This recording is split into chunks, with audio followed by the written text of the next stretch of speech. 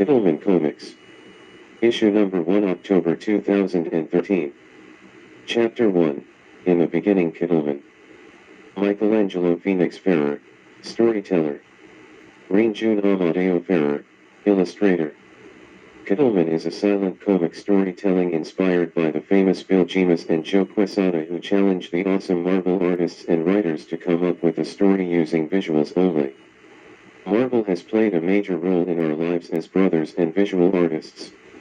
In the words of Grant Morrison, who said, "If a picture is worth 1,000 words, then a comic book filled with images only would be worth, well, more words than the collector could count."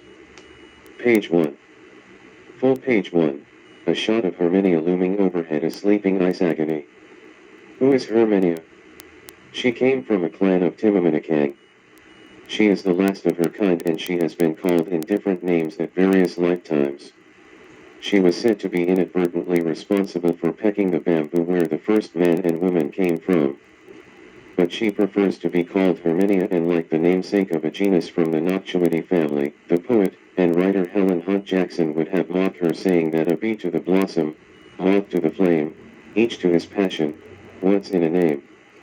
This is her blessing and curse, because she is usually attracted to the infrared light spectrum emitted by the unique aura signature of mortals, and in particular of the Deo, Isagony, who she brought to Katalman as an accidental protagonist. She is most prominently known as the harbinger of good and bad omen. The Katalman dwellers believe the direction of her flight across one's path at the start of a journey indicates whether a quest would be successful or not. They called it the Lavity, which means proceed. If she flew from left to right, the voyager would surely never return or be seen again. The Timamanukas has been mistreated and pushed to extinction by the hunters who catch them in a trap. They would cut its tongue and release it bleeding to death, while chanting Kita Ayawala Kung Ako Me Kakanan, Lullaby Ka. You are free, so when I set forth, sing on the right.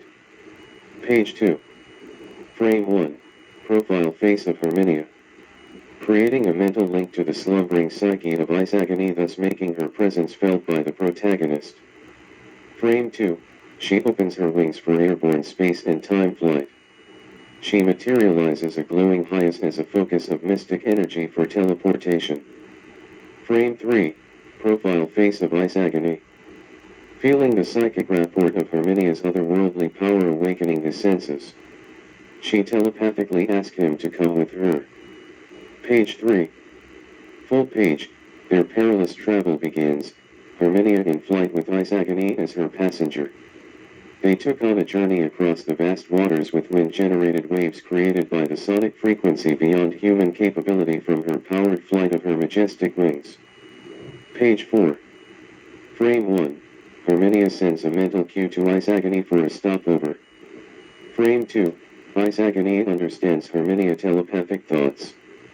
Frame 3. Herminia drops Isagony. Frame 4. Isagony falls in a jump.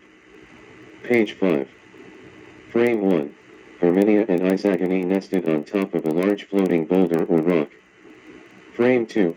Stranger mystical force field enveloping the other world, with Herminia's glowing highest hovering in their midst, trying to open a wormhole for entrance. Page 6. Frame 1. The highest becomes a large gateway of pure mystic energies to allow travel through space, time, and dimensions to the other world. Frame 2.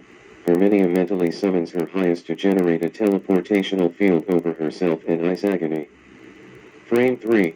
Isagony stands beside Herminia and telepathically asks her the name of the other world. Frame 4.